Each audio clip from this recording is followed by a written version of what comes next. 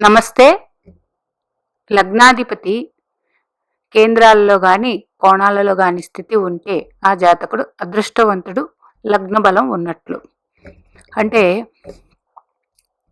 మీ జన్మలగ్నం ఏ లగ్నమైందంటే మేషలగ్నమా, వృషభమా, మిథునమా, కర్కాటక, సింహ, కన్య, తుల, వృశ్చిక, ధనుస్సు, మకర, కుంభం, మీనం, ఇలాగా లగ్నాధిపతి ఒకరుంటారు, ఏదో ఒక గ్రహం.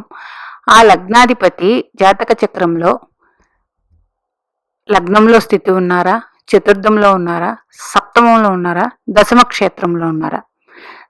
చతుర్థ, సప్తమ, దశమ క్షేత్రాలు కేంద్రాలు. లగ్నము కేంద్రంగాను కోణంగాను నిర్ణయించబడింది. మరి పంచమ భాగ్య అంటే 5, 9 భావాలు కోణాలు, వీటిలో స్థితి పొందారా ఎవరు? లగ్నాధిపతి.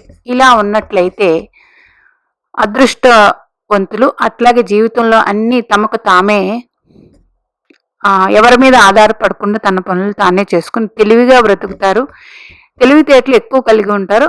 అట్లాగే జీవితంలో అన్నీ కూడా టైంకి సానుకూలంగా అయిపోతూ ఉంటాయి వీళ్ళకి.